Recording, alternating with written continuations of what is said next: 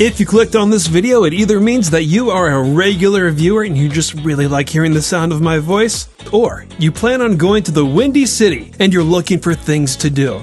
Since they're actually in the city, you might be drawn more towards the Shedd Aquarium and the Lincoln Park Zoo. Those are top quality attractions, but my job today is to sell you not to skip out on the Brookfield Zoo. I'm going to answer all or most of the questions that you may have, from where's the zoo located, where should I park, and how much am I going to spend. We'll also cover the zoo's rich history, go from exhibit to point out all of the features and animals that you don't want to miss, and hear what I actually have to think of the Brookfield Zoo. I don't want you to have to watch this entire thing to get your basic questions answered, so I'm just going to kind of cut to the chase.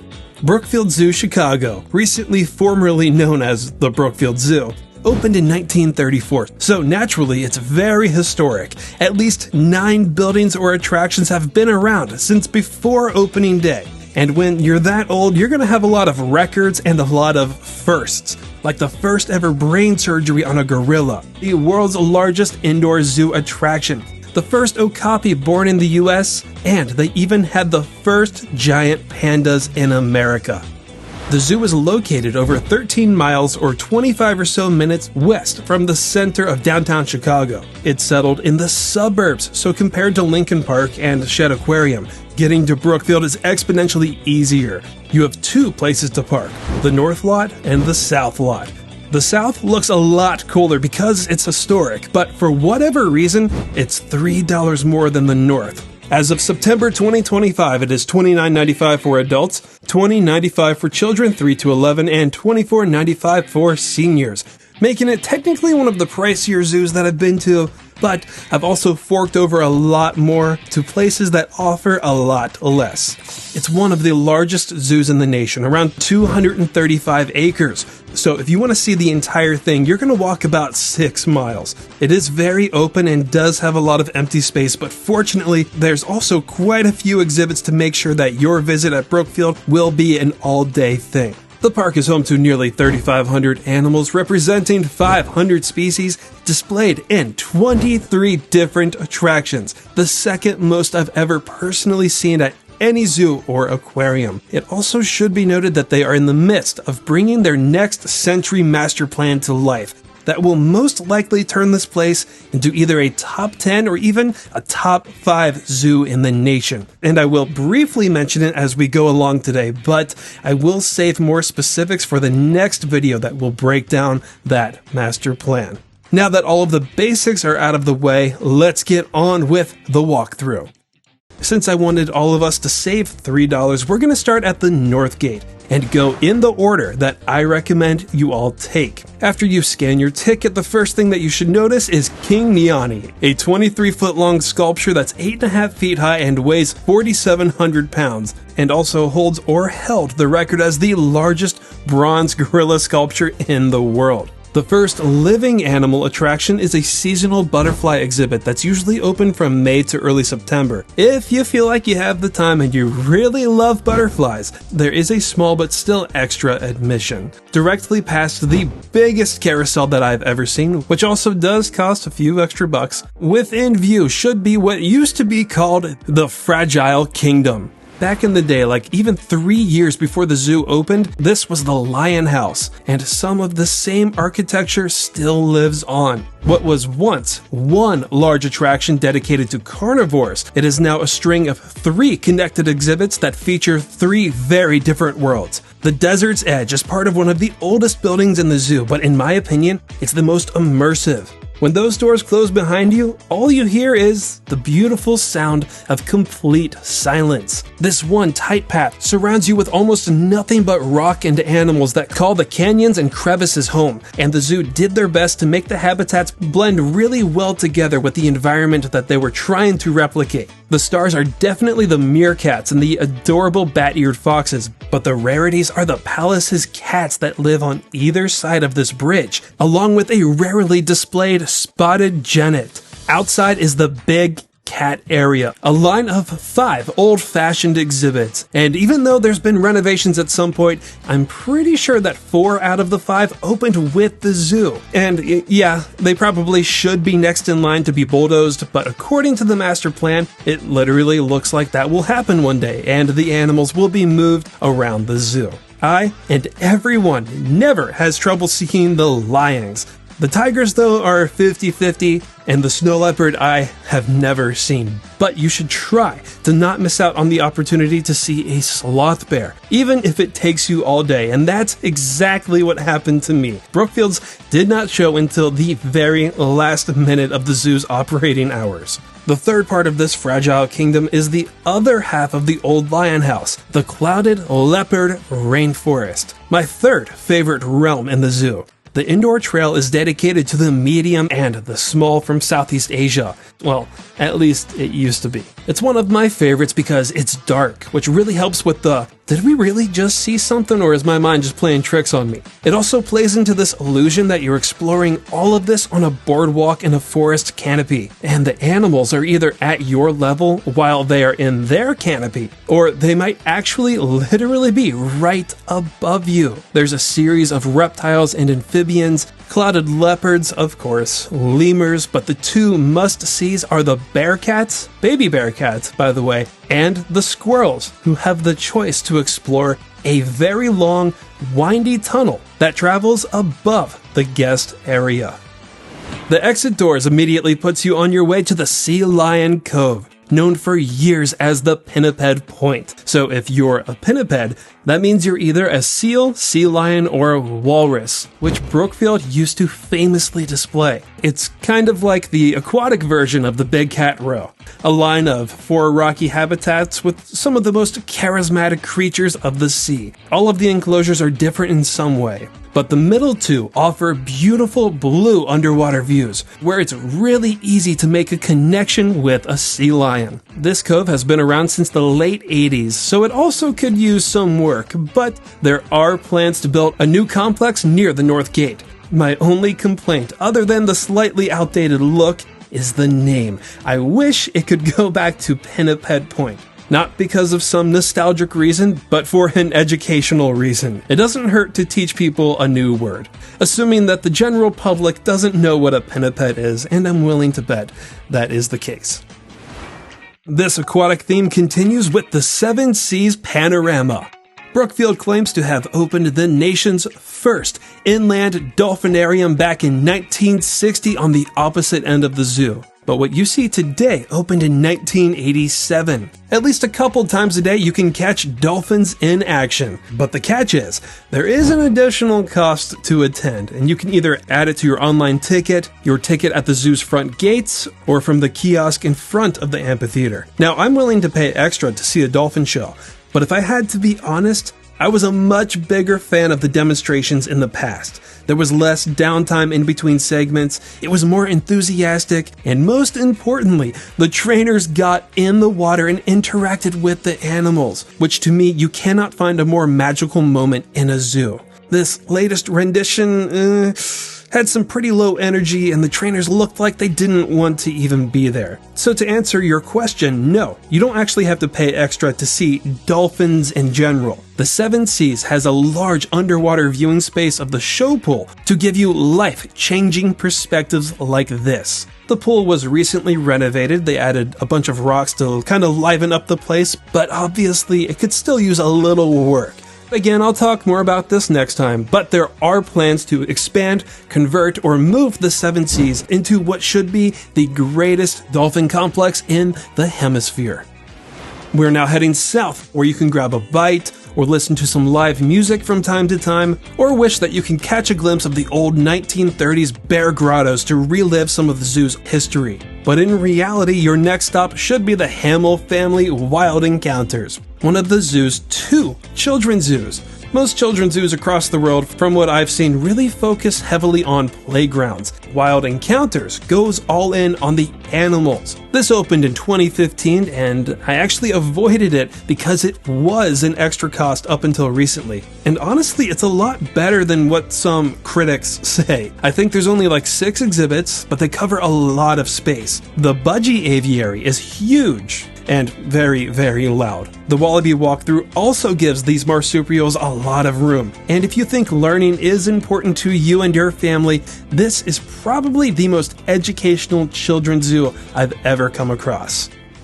Brookfield's other children's zoo is the Hamill Family Play Zoo, another building that's been pretty much here since the beginning as the Small Mammal House. And it's another exhibit that I never visited until recently because entry used to cost a few extra dollars. And again, I was pleasantly surprised. It obviously puts a lot more emphasis on the word play, but it combines it with education, and it's really, really creative. Some of the habitats could use some work, but I can't wait to bring my kids in here one day, and you should definitely do the same. Like right now. Literally right now. If you're watching this video when it's released, their koalas, Brumby and Willem from the San Diego Zoo, are going back to California at the end of this October.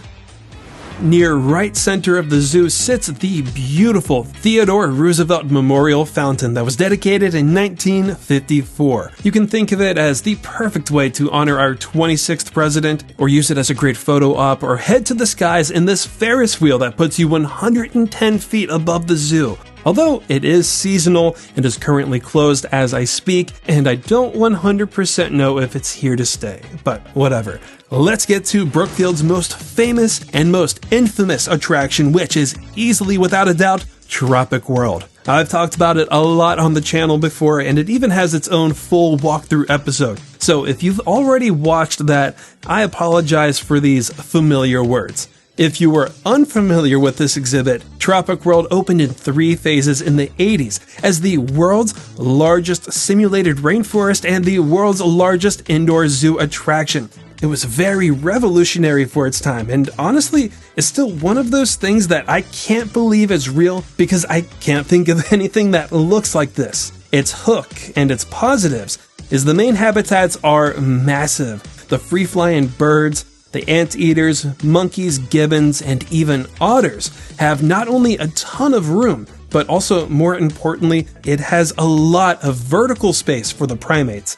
The catch is, Tropic World hasn't really changed in 40 years, and not one animal was given outdoor space, not even the 3 apes, until its sequel opened in 2025. Tropical Forests is an outdoor reflection of Tropic World that follows the same order of exhibits representing South America, Asia, and Africa, except the building's larger animals can actually finally experience fresh air. There are now 5 spacious habitats that now bring you face to face rather than a 20-foot drop-off with their spider monkeys, orangutans and gibbons, gorillas, and even some of the other African monkeys from Tropic World. Overall, like its older cousin, this exhibit might not be the prettiest out there and isn't as natural looking as the concept art may have promised, but it's so much better than keeping the apes inside year-round. I also just covered this in my last video,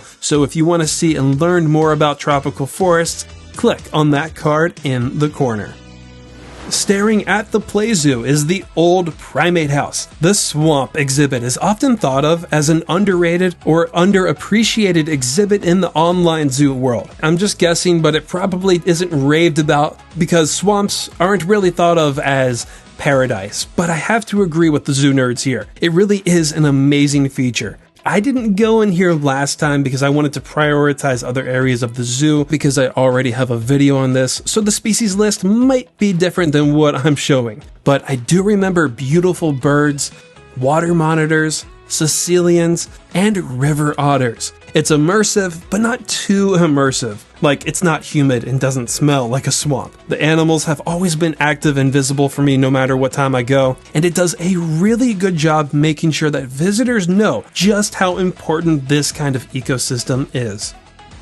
Now, I regret to inform you all that I failed to see and film the zoo's relatively new North American prairie aviary, home to sandhill cranes and prairie chickens, along with their new turtle complex in the Nature Plaza and their parrot sticks, which I will criticize later. So, for now, past the old reptile house, there's a massive rectangle known as the formal pool. And by now, you should guess that yes, it has been here since 1934. In the past, I know there used to be tortoises in the corner, and I believe now you should see a mix of pelican and flamingos, but unfortunately there was no movement of anything on my most recent visit. So, I will move on to what a kind local told me is the most ignored part in the entire zoo. This was originally known as the Perching Birdhouse, which actually opened not on opening day this time, but 1 year later, much like it is now. There was a single hallway with a walk-through free flight portion that was later added on.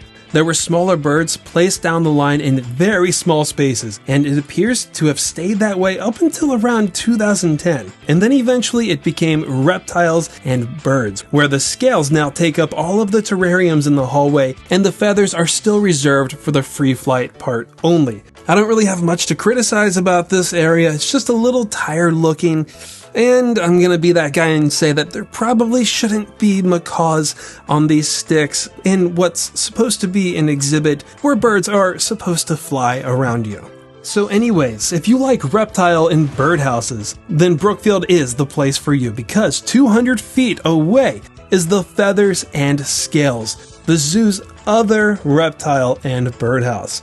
And again, this building obviously has good bones and has been in use since 1934. Back then, it was the aquatic birdhouse that once featured penguins and even a shoebill.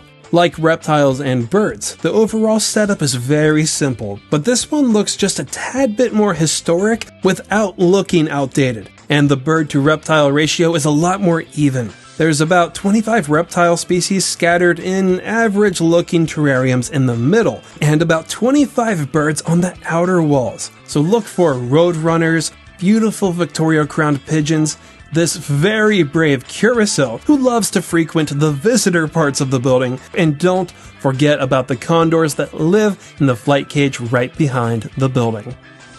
In the southwest corner on the former site of the original Seven Seas panorama is the Living Coast, one of the greatest zoo-based aquariums in the nation. It's designed to showcase the Pacific coasts of South America, although it is a little loose on that rule these days, but that doesn't matter. The more diverse an aquarium is, the better. As soon as you walk in, you can smell the sea and are introduced to the smallest jewels of the reef, followed by life in the Great Lakes, the open ocean, an excellent display of a kelp forest, and it concludes with an aviary that places you in the middle of living shores and towering rocky cliffs, alive with terns that rule the sky, and humble penguins stay busy at the edge of the sea. And if you would like to get even closer to them, you can sign up for the Penguin Encounter and mingle with the birds for at most $50 a person for up to 30 minutes. If you go north, that is where you will find the archway to the Great Bear Wilderness. It opened in 2010 and is technically still one of the zoo's newest major exhibits. It's also the largest at 6.5 acres. Like almost every zoo, Brookfield mostly caters to children and families, and understandably so. Great Bear is probably their most mature attraction. Like, the designers really want you to take this one seriously. It pays homage to North American heritage, there's a very informative video on climate change, and there's an interpretive area that portrays the hunt of the wolf. You'll find rescued bald eagles, a breeding pack of Mexican wolves inside what is undoubtedly the zoo's best enclosure, and you'll get nose to nose with the world's largest bear species who rotate through 3 different habitats. But one of the most unique exhibit designs in the world is the American Bison Prairie that lets the giants walk over the guest path, giving them and you incredible views. And if you listen closely, you might even hear a stampede in the tunnel.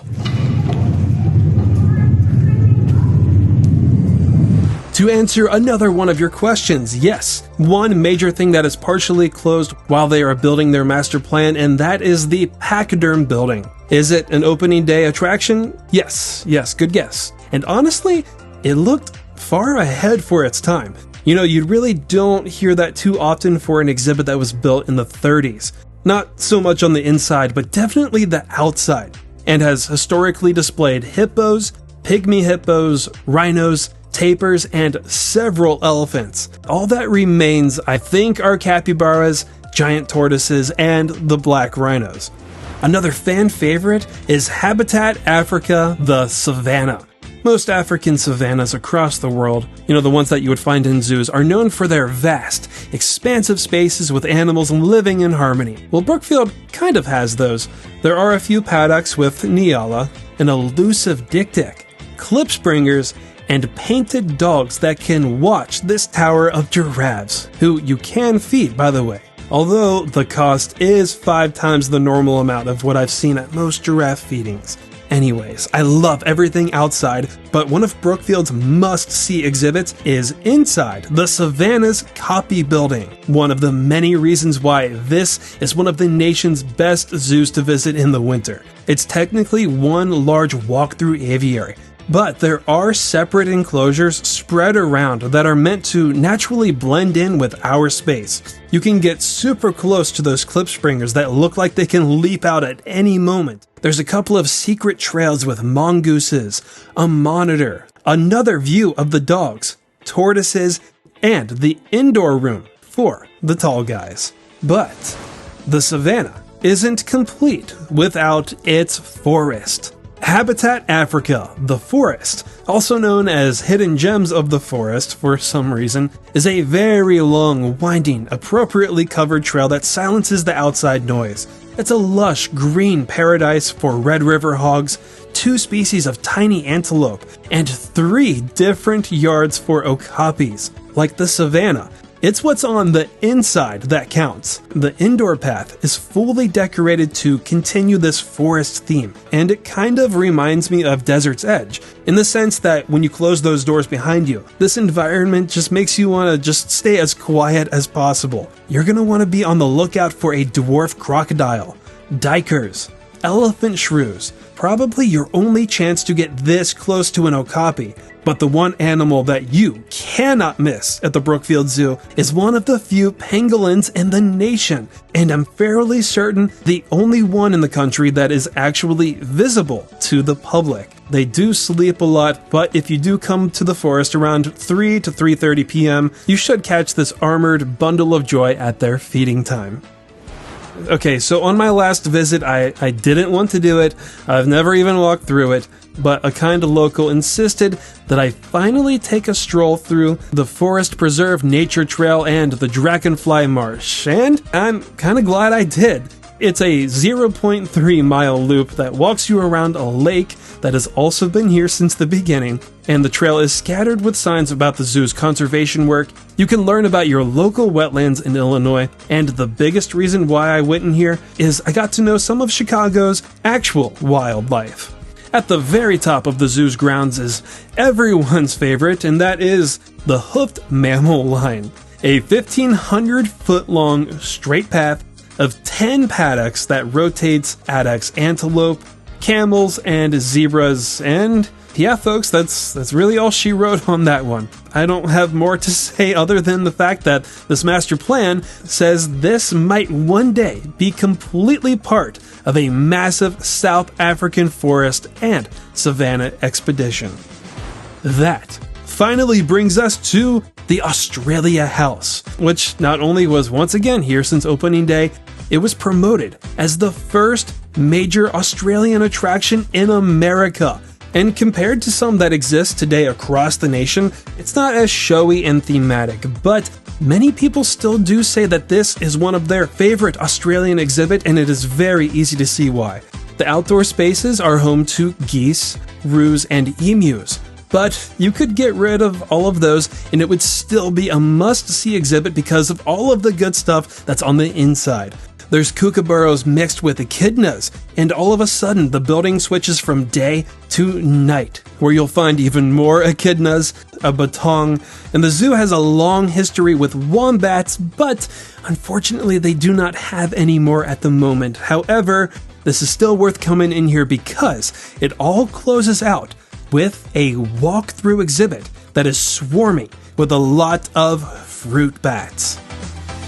Now, if you're still here, it is time for you to hear my actual thoughts, opinions, and review of Brookfield Zoo, Chicago. As I have wanted to say for years, I think it gets way too much hate on the online zoo community. I know that probably only really includes like 10 to 15 people whose opinions aren't seen or heard by the general public, so their criticisms don't really affect anything, but growing up, I saw nothing but negative reviews from zoo nerds. So I just went here for the first time in 2012 thinking that I would see a lot of exhibits and a lot of animals, but I did expect myself to be just as critical as the naysayers. Now, I will admit, a lot of the noise did have to do with Tropic World. I have to give them that one. That one's easy. And because of the grottos, I'll give them that one too. And it's very apparent that Brookfield does love their concrete. Even evidently and undeniably so with the new tropical forests. They really do just love that stuff. Also, I do hear some negative murmurs from locals who have lost patience with the zoo because they don't develop new major attractions as often as one might expect. As someone who lives close to a zoo that creates new projects every 2 to 3 years versus a zoo that creates something new every 5 to 10 years, that one would drive me nuts. And to add to it, I think there's around 7 to 8 habitats that need work, like the grottos, which I already covered. Maybe a couple of terrariums need some modernization. It would be nice to see the otters given some outdoor space. Seven Seas is still too bare and bleak even after its renovation, but their biggest offender is their macaw perches that opened in 2023. Now, I don't work for the zoo. I don't know these birds' situations. They could be rescues for all I know. Maybe they never learned how to fly. I hear that's a thing when it comes to parrots. But something like this should not belong in a zoo in 2025. Although something does tell me that this is most likely temporary. That being said, I can't be too hard on them for their flaws because there are, let's say, critically acclaimed zoos that are considered better than Brookfield that have much worse exhibits. Even with the concrete and everything else that I said, I think the combined quality is perfectly average throughout. Your jaw will drop at least twice, and I guarantee that you will feel like you connected with an animal at some point on your trip. So overall, I'm not saying that the Brookfield Zoo is the 15th best zoo in America, objectively speaking, but if I had to rate it based on my usual critical methods, out of the 65 zoos, aquariums, theme parks, and more that I've been to, I recommend Brookfield the 15th most. There's so much to see. They do so much conservation work that I'll cover more on my actual tours. So to answer your final question, would I recommend Brookfield as your #1 Chicago animal destination? No. If you don't have a lot of time, go to the Shed Aquarium. Do I recommend this over the Lincoln Park Zoo? Absolutely. It's larger, has more to offer, and is far more memorable and fulfilling. And with that, this is where I will end my breakdown and review of Brookfield Zoo, Chicago. If you are a local and think that I left out important info, please comment below. If you are not a fan of the zoo, please tell me how my opinions are wrong. And as always, please stay tuned for our next adventure. Stay wild, and thank you all for watching Zoo Tours.